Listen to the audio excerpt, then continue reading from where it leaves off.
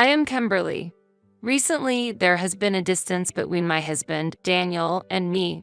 Daniel frequently stays out late due to work or drinking parties, usually returning home after 10 p.m. My daughter, Julia, is in high school, and I have grown accustomed to life without Daniel around.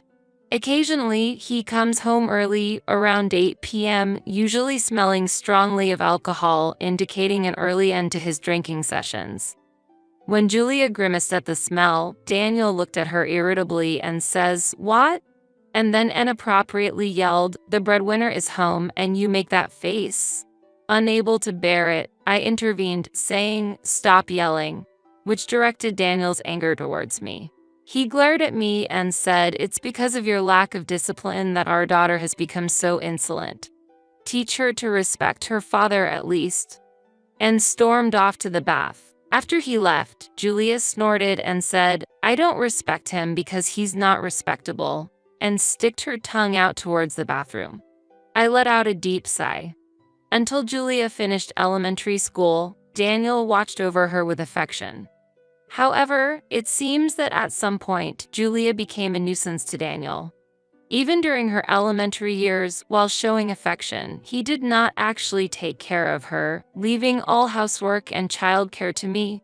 "Mom, you should just divorce him. If you do, he won't bother me anymore and you won't have to hear his nonsense," said Julia, my own daughter. I too wish to leave him, but I feel that I should wait until Julia graduates from high school. However, sensing my thoughts, Julia clearly stated, "Don't use me as a reason not to divorce. I don't want to think of him as my father and I don't want to see you enduring for my sake." Realizing that avoiding divorce because of Julia is the same as telling her, "I can't divorce because of you," I immediately reflected on my thoughts. Then, I started researching divorce on the internet. This led me to also suspect Daniel of infidelity. When I came across signs that a husband might be cheating, most of them seemed to apply to Daniel. Daniel's return home has clearly become later than before. His interest in Julia and me has waned, and he always keeps his smartphone close. Witnessing these changes, doubts began to grow in my mind that Daniel might be more interested in someone else than in our family. This suspicion became a focus before considering divorce, concentrating on his possible infidelity. Fortunately, I have savings from before we were married, which allowed me to afford a detective agency to investigate Daniel's actions. I have not shared my suspicions with Julia, as I was not sure if Daniel was indeed having an affair. If it turned out he was not, it wouldn't necessarily worry her. However, just a month after deciding to have Daniel's actions investigated, and on the eve of receiving the final report from the detective, Daniel came home late from another drinking party. Unexpectedly, Julia said to me, "Mom, I think Dad is having an affair." I was surprised that Daniel's actions had become suspicious enough for Julia to notice, despite already having a scheduled meeting with the detective and being on the verge of confirming my suspicions. This situation signified a potential serious rift in our family bonds, a grave situation for me. Why do you think so? When I wondered how Julia came to know about her father's affair, she answered nervously, choosing her words carefully. "Well, it was last Saturday. I was at the shopping mall with a friend. That's when I saw Dad with another woman." Indeed, Julia had gone out that Saturday, and Daniel had left the house saying some work came up while Julia was out. But his work turned out to be time spent at the shopping center. "Was it just the two of them?" I asked, to which Julia nodded her head. "I saw them coming out of the movie theater. They were holding hands, eating ice cream together afterward. They definitely looked like a couple." "I see. Leave the rest to me," I said, trying to calm Julia down. My own daughter had witnessed her father's infidelity firsthand. And sadly, the misfortune continued thereafter. After hearing the detailed report on Daniel's infidelity from the investigator the next day, I returned home to find Julia in tears. Unexpectedly, Daniel, who usually doesn't come home until around 10 p.m., was already at home. Upon seeing me, he immediately exclaimed, "I intend to divorce you." It's because you can't properly raise our daughter and are having an affair with another man. It's only natural for me to leave you, right? I couldn't grasp the meaning of his words immediately. However, seeing Julia crying after receiving harsh words from him, I quickly went to her and confronted Daniel. What infidelity are you talking about? What do you want to accomplish by making our daughter cry? Her beloved mother has been dating men other than her husband during the day, so I told her that it's morally wrong. When she retorted that I was the one who's unacceptable as a person, I scolded her and fulfilled my duty as a father, he said. Julia's cheeks were red. I couldn't stay in that place any longer. Feeling this, I hugged Julia tightly while Daniel looked on smugly. You have 3 days to leave this house. Once the deadline passes, I will use whatever means necessary to drive you out of this house. Be prepared for that, he declared forcefully. His voice was full of confidence, knowing well that we couldn't physically oppose him. He swung his arms with more vigor, laughed unpleasantly, and left the house. Left behind, Julia, with tears in her eyes, suggested, "We have to tell Grandma and Grandpa right away." She was referring to Daniel's parents, my in-laws. I have a relatively good relationship with them, and they have always adored Julia deeply since she was born. It's easy to imagine how furious they would be if they learned that Julia had been harmed by Daniel. Julia intuitively understood this fact and decided that we should act immediately. So, I quickly contacted my in-laws, asking them to come to our house as soon as possible without Daniel knowing. They promised to rush over after hearing about our urgent situation. When they arrived and saw Julia's tear-streaked, reddened cheeks, they were shocked. Such a thing. Who did this to Julia? They exclaimed. When my mother-in-law asked, Julia, holding back tears, answered, Dad did.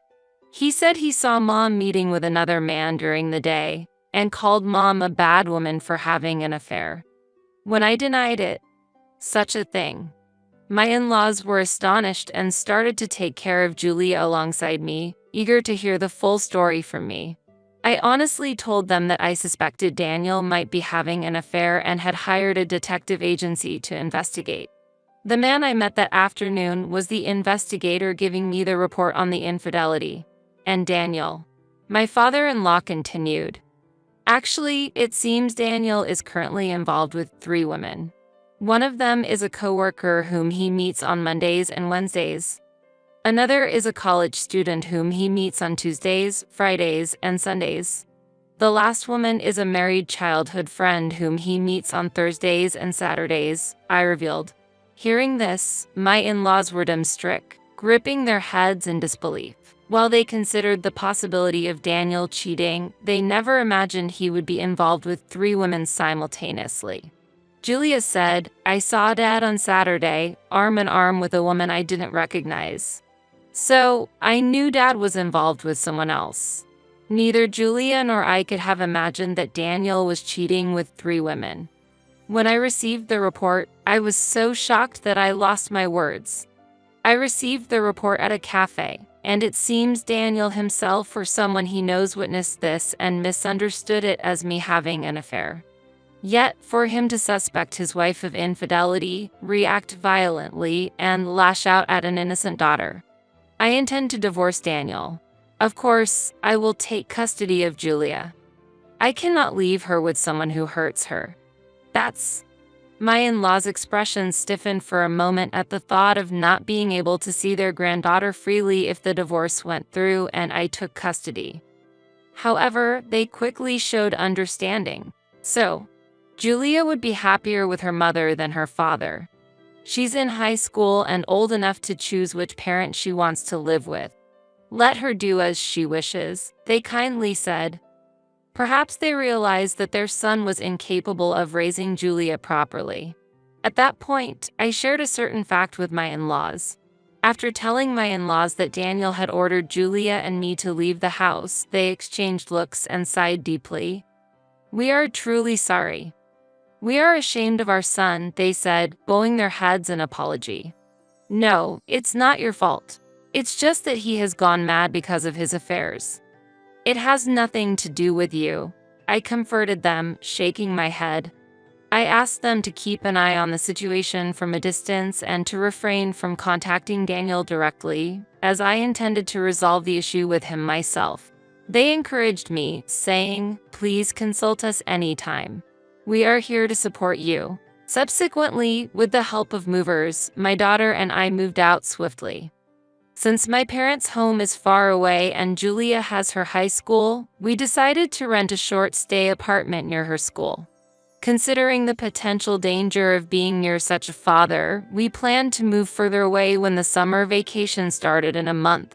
Fortunately, my company implements a full remote work policy, and we had moved to this area at Daniel's strong request when we got married. I then planned to move to an area closer to my company. Daniel has no interest in my job and does not even know what I do. While we were preparing to move, I unexpectedly found a divorce paper in the mailbox, written in Daniel's name. It was undoubtedly filled out by Daniel, who, wanting to avoid meeting us but having forgotten to hand over the divorce paper, had hastily filled it out and dropped it in there. Without wasting a moment, I filled in my name and other necessary details and promptly submitted the divorce paper to the city hall. Before the 3-day deadline Daniel gave us passed, Julia and I left that house. Now that the divorce has been officially finalized, there was no longer any reason for me to seek a reunion with Daniel. Above all, I had a strong desire to protect Julia from Daniel's influence. A month after leaving the house, as Julia entered her summer vacation and began preparing to transfer to a new school, and we finished moving to a different place, Daniel unexpectedly called. "How do you feel living like homeless people? If you are willing to apologize, you can come back." "Honestly, I'm getting bored of living in a big house alone," he said. Despite having been given divorce papers, why did he think I would return? Did he still think we weren't divorced yet? "There's no need for us to return to that house. Don't worry. It has already been sold," I calmly replied. "What?" He was surprised. I chuckled lightly. "Why did you think you could drive us out of that house?" "It was my property, inherited from my father," I said. Aha! Daniel had overlooked such an important fact, perhaps distracted by his affairs with 3 women he was seeing on a rotating schedule.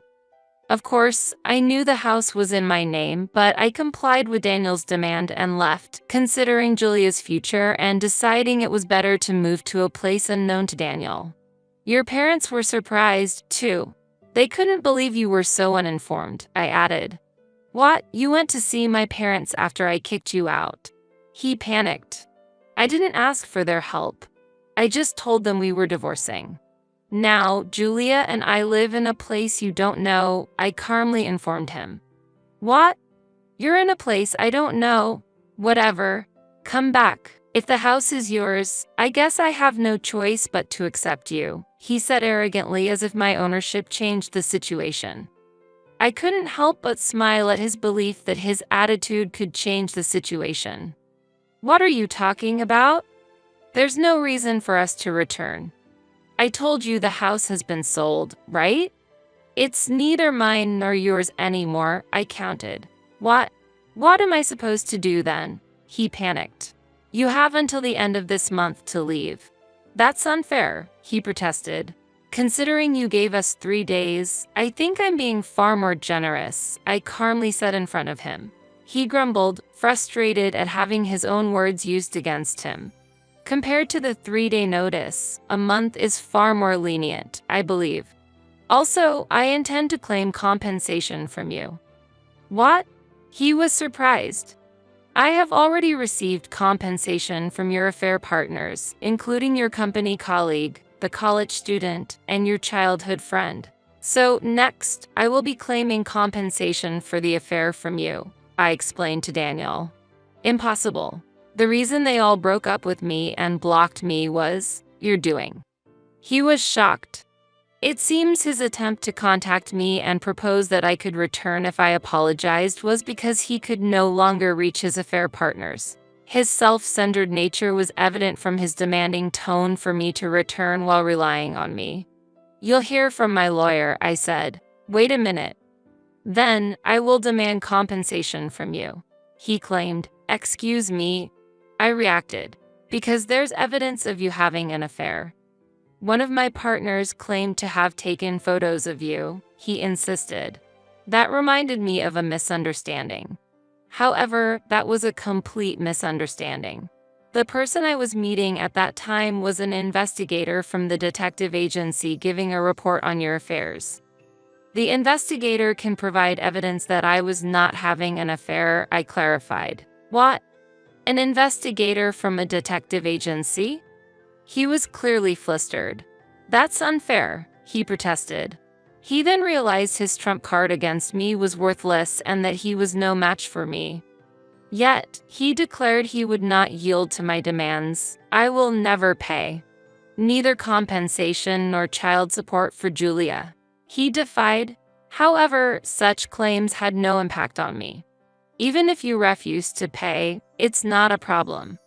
I can directly contact your employer and request a deduction from your salary," I calmly replied. "To my employer." He was astonished.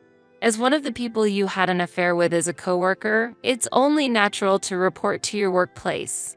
Moreover, after an investigation with a lawyer, we found out you have a substantial severance package. If we can access that, paying child support won't be a problem. The compensation might be high since there were 3 affair partners, but that's something you'll have to manage," I continued. "No way, will nothing be left for me?" He despaired. Indeed, nothing would be left for him. His actions had driven away his wife and daughter, alienated 3 affair partners, made his own parents aware he had abandoned his family, lost his home, and exposed his infidelity at work. His workplace won't have a favorable view of someone who commits adultery within its premises. He used to talk as if his promotion was guaranteed, but what awaits him now is the opposite of advancement. He imagined us living as homeless people, but it seems he's the one on that path. "Kimberly, I was wrong. Let's start over," he pleaded, to which I responded, "If you have something to say, it'll have to go through my lawyer from now on. I'm cutting off contact." Then, I blocked him completely. Julia had already blocked him, too. When he sought his parents' help after being kicked out, his parents, unable to forgive him for hurting their beloved granddaughter, told him, "You can't enter this house ever again." At work, his infidelity was exposed, and the popular colleague he once dated resigned because of the scandal, leaving him to face cold stares from other colleagues. Unable to resign because he needs to pay compensation, he now lives a simple life, commuting between a modest apartment near his workplace and his job. Since moving to our new home, my daughter and I live peacefully without someone coming home smelling of alcohol or shouting loudly. Julia has made friends at her new school and expressed her happiness. Moving was the best decision. I'm happy with just the 2 of us. This proves that our decision was the right one, and I am committed to raising Julia to be a well-rounded individual. Is it impossible to increase the living expenses? It's impossible to get by with just $3 a month. Answering a call from my son, a university student who's living alone. I heard something unexpected. "What? $3 a month?" My voice grew louder in surprise. What on earth was going on?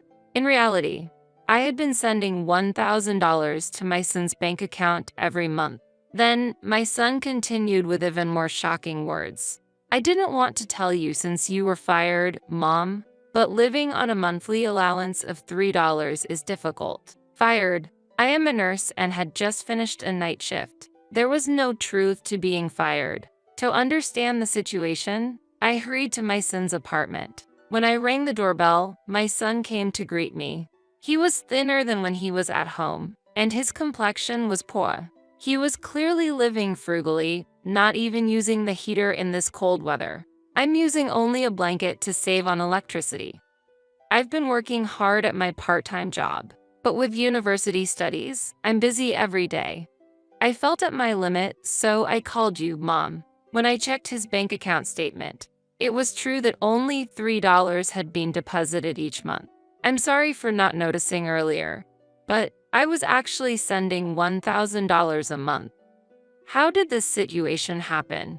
For now, I'll withdraw some cash from a nearby ATM. I quickly went to an ATM, withdrew money, and handed it to my son. Is it okay to give me so much? Thank you, Mom. I always pretended to be fine in our calls to avoid worrying you. But I'm glad I could tell you the truth today. My heart ached for my son's efforts. Such a situation was unimaginable. Could it be? With these doubts, I told my son, until the cause becomes clear, I'll give you cash directly starting next month. After I changed the method of sending allowances to direct handover to my son, my husband became furiously angry and confronted me. Hey, isn't it the day to send money to our son? What are you doing, slacking off? My name is Rachel. After graduating from nursing school, I pursued my dream job as a nurse and have been living busy days. Romance was something I was uninvolved in, and I never had a serious boyfriend, but I didn't mind much myself. I thought casually that someday I would meet someone wonderful and build a happy relationship. Nevertheless, it seemed my parents were worried about me. Rachel, Dad's friend's son would be perfect for you. Don't you want to meet him? I was surprised by such a sudden suggestion. What? Why all of a sudden? Is it like a matchmaking meeting? No. It's nothing as formal as a matchmaking meeting. Just a dinner with the four of us. Following my father's advice, I eventually decided to attend the dinner. Nice to meet you. I'm Matt. Matt, my father's friend's son, was 3 years older than me and worked as a civil servant. He had a serious impression, but his smile was very gentle and had a heartwarming aura. Attracted to his personality, I quickly developed a liking for Matt. It seemed Matt also had a good impression of me, and after that, we occasionally had dinner together, eventually leading to a relationship. After dating for 2 years, we happily got married. With this joy, we decided to buy a new house together. For me, who had been away from romance for a long time, meeting Matt felt like fate. My father, too, was surprised and overjoyed by the deepening of our relationship, even shedding tears at our wedding. His tears of joy made our happiness even more special. Our marriage brought many blessings from friends and relatives, filling the start of our new life with warm messages of celebration. Not long after beginning our happy married life, I discovered I was pregnant, bringing even more joy to our family. I decided to take maternity leave and parental leave. In our family, a healthy baby boy was born, and we named him Nick. Nick grew up energetically, and every time we witnessed his growth, our happiness only increased. Matt was a wonderful father. Even on days when he came home exhausted, he always actively participated in housework and childcare. I deeply appreciated and felt love for his efforts. Matt, I truly appreciate your help with the household chores. What are you talking about? This is nothing. We are a couple, after all. Matt always replied with a kind smile. Every time I saw his warm smile, I felt my love for him deeply. When Nick turned 1 year old, I returned to my job as a nurse, taking a new step in balancing work and family. We took turns dropping off and picking up Nick from daycare, working together and spending our days cooperatively. Time passed and Nick became a senior in high school. I turned 47 and Matt reached the milestone of 50. Nick, I've prepared sandwiches for a late-night snack. Have some whenever you want, I said, bringing the snack to his room as usual. Thanks, Mom. Sandwiches, that's great. Your snacks give me the energy to study late into the night, Nick said, pausing his studies to smile and express his gratitude. He's always been such an honest and good boy, and I am deeply grateful for a son like him. He was preparing for university entrance exams, aiming for a college outside our state. If he passed, he would start living alone from spring, leaving our home. It's sad, but it's the path Nick chose. We decided to support him with all our might. And finally, the day of the exam arrived. I'm off, Dad, Mom. Nick cheerfully greeted at the entrance, his face slightly tense as he stepped outside. Do your best, Nick. I'm sure you'll be fine. I encouraged him. Keep calm and tackle the questions. You can do it. Matt also cheered him on. Hearing our words, Nick nodded firmly and headed for the examination venue. Ultimately, Nick successfully passed his preferred university. Congratulations, Nick. It's sad to see you leave home, but I'm so happy you passed. I congratulated him. Well done, Nick. You are our pride. Matt also expressed his joy. We celebrated his university acceptance with a lavish feast, sharing in Nick's happiness. Thank you, Mom, Dad. I couldn't have come this far without the two of you. I'll give it my all at university, too. Nick expressed his gratitude. Thus, Nick was set to start living alone in a different state from autumn. To support Nick's tuition and living expenses, I started doing more night shifts to earn the extra allowance. I was managing the household finances and had decided to send Nick $1,000 every month. Although I felt guilty for frequently leaving the house empty due to my night shifts, Matt always supported and encouraged me. Rachel, I really appreciate you working so hard. The $1,000 for Nick. I know it's tough, so it's a big help. Matt expressed his gratitude. Thank you for always being there for me. I can keep going because you're with me, I replied. Thanks to Matt actively taking care of cooking and household chores, I could concentrate on my work. September came, and Nick moved into the apartment we had chosen together, and the remittances began. I transferred $1,000 to Nick's bank account every month. And before we knew it, several months had passed. Did you transfer the $1,000 to Nick this month? You didn't forget, did you? Of course, I transferred it properly. I wouldn't forget, I replied, and Matt showed a relieved smile. But then he furrowed his brows and said worriedly, I wonder if Nick is doing well living alone. I hope he's keeping up with his classes. I just hope he doesn't get involved with the wrong friends. There's no need to worry. Nick said he's enjoying university life on Messenger. Matt, you worry too much. I often smiled at Matt's concern for Nick. I also kept in frequent contact with Nick, ensuring he was doing well and feeling reassured. Time passed, and the season gradually changed to winter. The air outside was cold and breaths turned into white mist. One night, after finishing a night shift, I returned home. Dragging my tired body, I headed towards the bedroom. As I started to change clothes, something caught my eye. There was an unfamiliar lip balm lying there. Is this Matt's? I've never seen this before, I thought, picking up the lip balm from the floor. Matt usually showed little interest in skincare products, particularly not lip balm. Maybe he bought it on a whim because of the harsh winter dryness. However, the packaging of the lip balm was unlike typical men's products, with a sophisticated design more appealing to women. The lid was adorned with glitter, and the product name was written in pink letters, standing out prominently. Intrigued by this odd discovery, I slipped the lip balm into my pocket. That night, when Matt returned from work, I decided to ask him about it. Matt, is this your lip balm? I asked, and for a moment, Matt looked surprised, then quickly smiled and took the lip balm from me. Haha, yes, that's mine. I've been looking for it. Thanks for finding it, Rachel. Where did you find it? It was on the bedroom floor, I replied. Matt seemed a bit flustered. What's wrong? Is there something odd? I asked, and Matt replied somewhat sheepishly, well, you know, it's uncommon for a guy to use lip balm, so it's a bit embarrassing. He said, scratching his head. It's not embarrassing at all. Many men take care of their lips these days, but that lip balm looks a bit too feminine. Maybe choose something simpler next time? I suggested, and Matt nodded. Yeah, I'll pick a more normal one next time.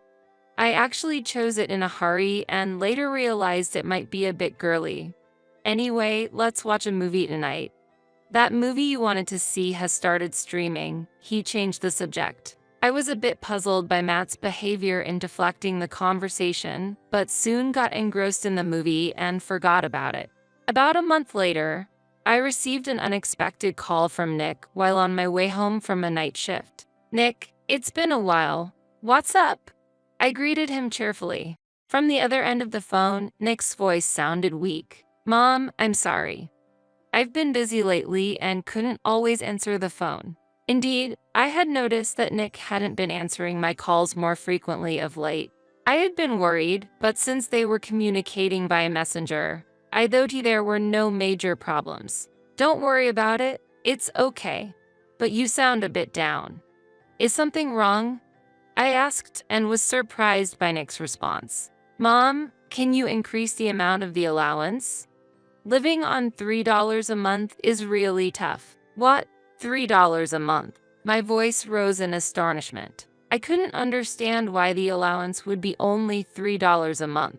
I was certain I had been sending Nick $1,000 every month. I didn't want to tell you since you lost your job, Mom, but it's really hard with only $3 a month. Nick continued, Lost my job? What are you talking about? I was confused and couldn't understand what he was saying. I had just finished a night shift and certainly wasn't fired. As I struggled to comprehend the situation, Nick's troubled voice continued. Wait, Mom, I heard you were fired.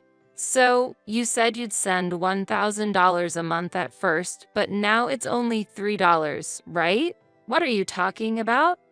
Anyway, I'm coming over to your place right now. Okay, I'll be waiting. After hanging up, I tried to head to the station quickly. My legs wouldn't move properly in my agitation. I was surprised by this unexpected development and my heart was pounding. Trying to calm down, I took deep breaths.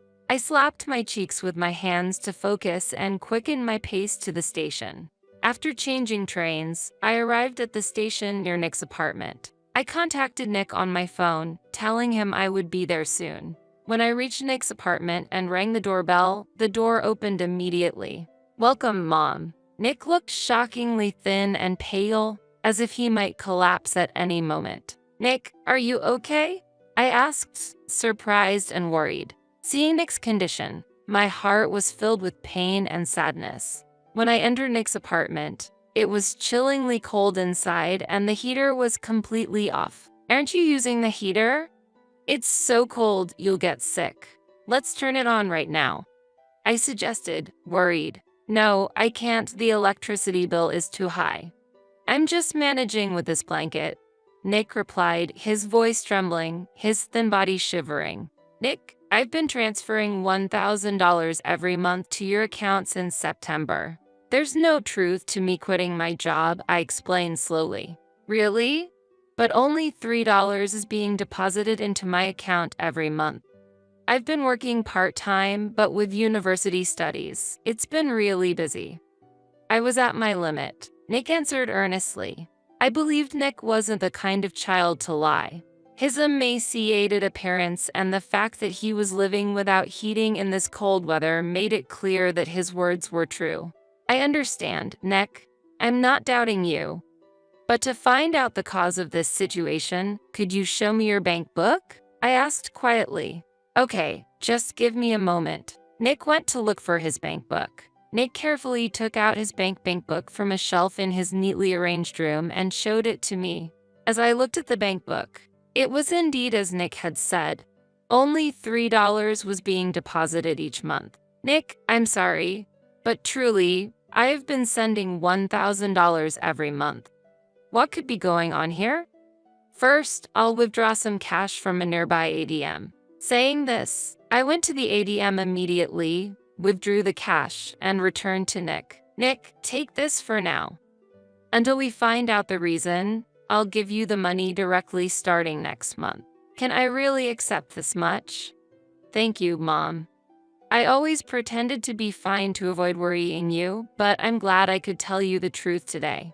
Nick smiled weakly but happily. Seeing his thin frame, I felt a tightness in my chest. I couldn't comprehend how such a situation had arisen.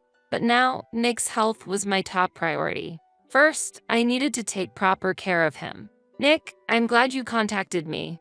From now on, don't endure the cold, use the heater properly. I'm going to do some shopping now. I'll make lots of your favorite hamburgers and curry. Really? Nick's eyes sparkled with life. After that, I went to the nearby supermarket, bought plenty of ingredients, and returned to Nick's apartment to cook elaborate dishes. Nick joyfully ate, saying how delicious it was repeatedly. I made plenty of food that could be frozen, so he wouldn't have to worry about meals for a while. Then, I'll bring the allowance money directly next month as well. Saying this, I left Nick's apartment. A month later, on the weekend, when Matt returned from work, he confronted me with an angry expression as soon as he entered the house. "Today's the day to send money to Nick, right? You haven't been slacking off, have you?" "It's fine. I went and gave it to Nick directly today." "Is there a problem?" I answered him, and Matt seemed puzzled. He said, "If that's the case, all right then," and quickly headed to the bedroom.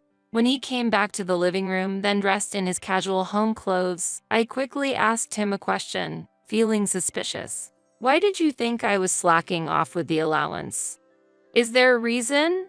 Matt, a bit bewildered, replied, that today is payday, and usually it's the day we send money to Nick, but you didn't mention anything about it, so I got a bit worried. But let's leave this topic now." He clearly tried to change the subject while showing signs of irritation. Matt's behavior was unusual and noticeably strange.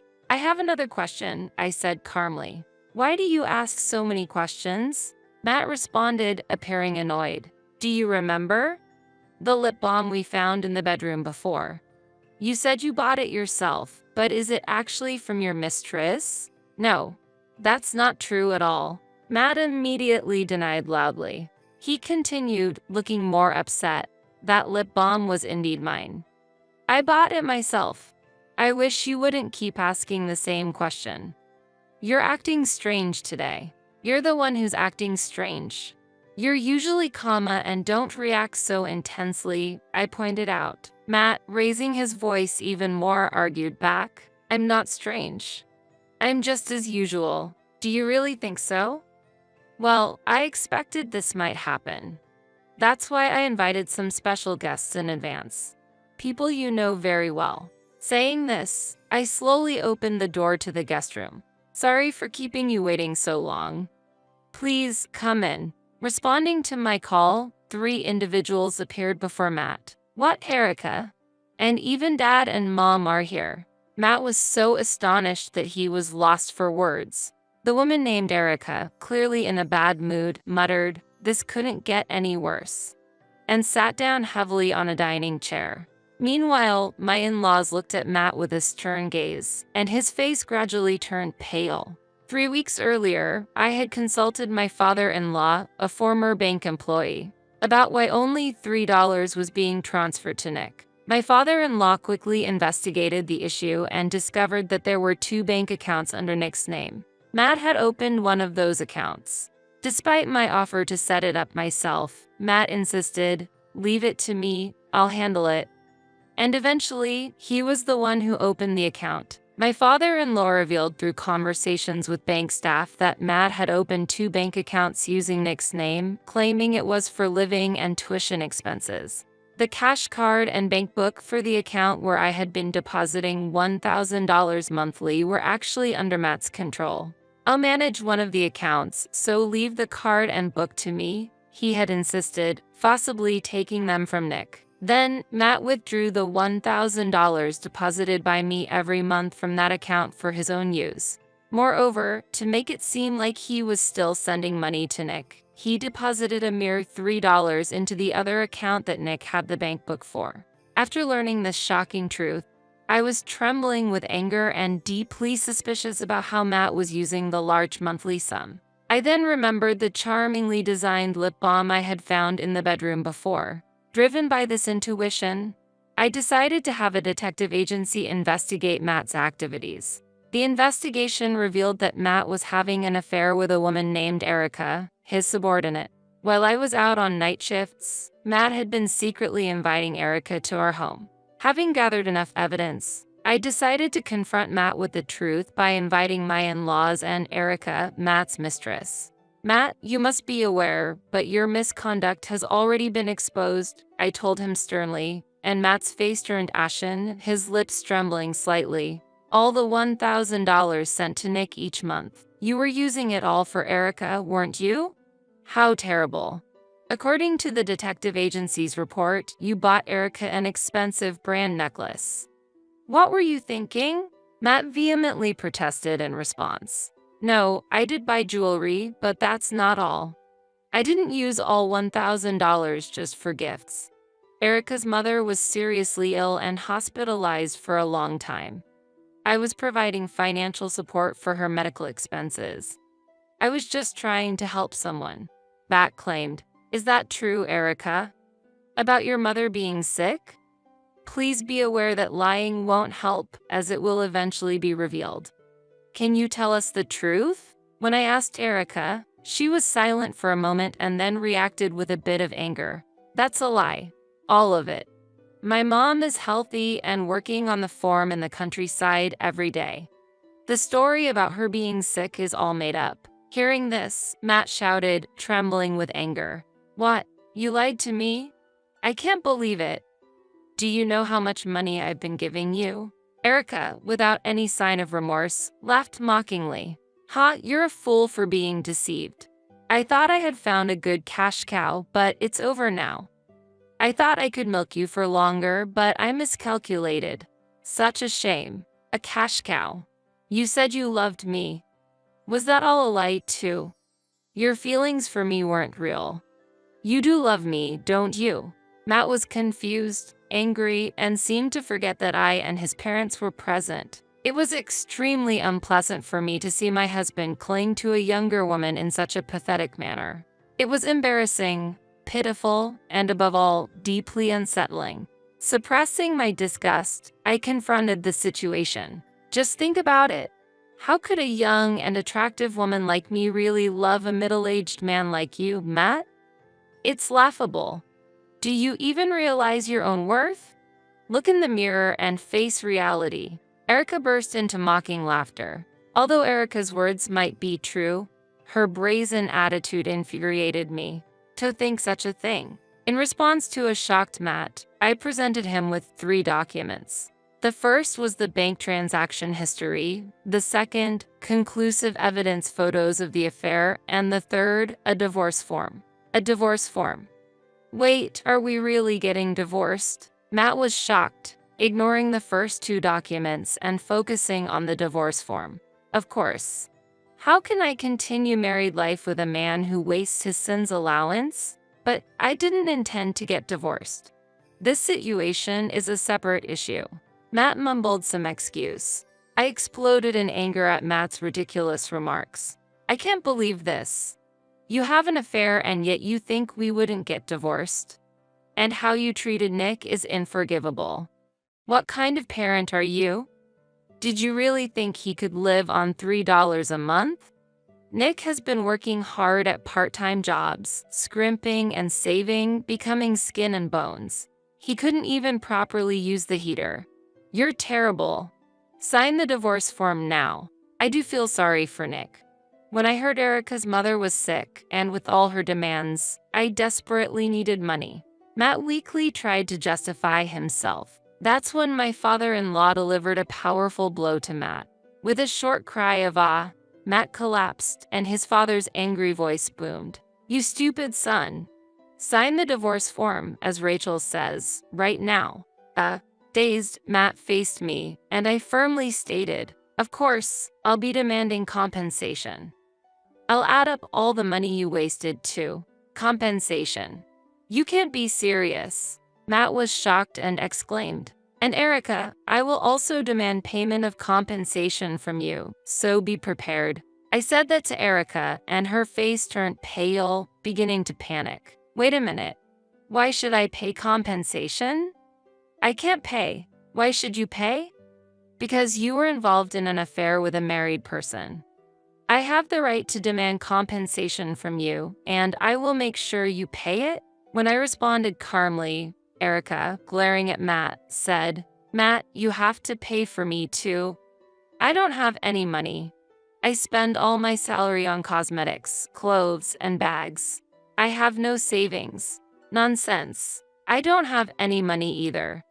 You took everything. If you hadn't deceived me, none of this would have happened. You're just a devil, Matt yelled.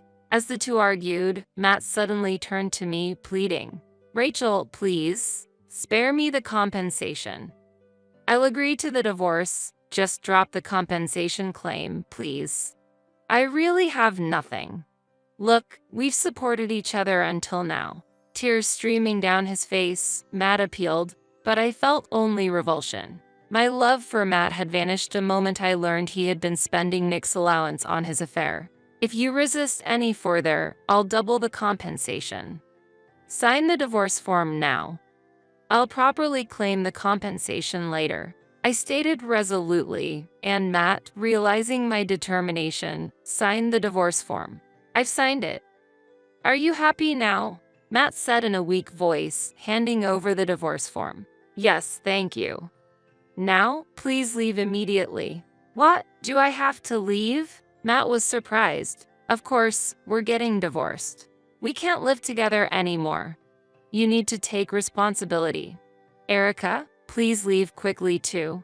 After I sternly expelled Matt and Erica from the house, my in-laws repeatedly apologized for their sins misdeeds. But they were not at fault. I was full of gratitude for my father-in-law, whose efforts uncovered Matt's wrongdoings.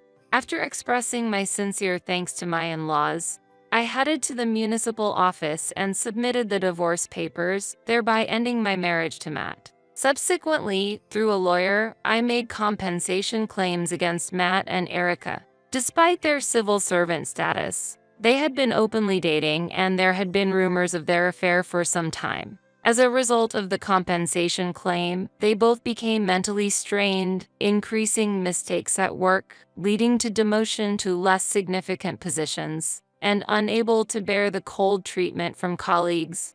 Erica chose to resign. Matt, disowned by his parents, is now leading a tough life in a modest apartment, paying compensation to me. Erica, though her parents paid the compensation, had to return to her parents' rural home in exchange. She ended up helping with farm work at home, living a life without freedom under the strict supervision of her parents.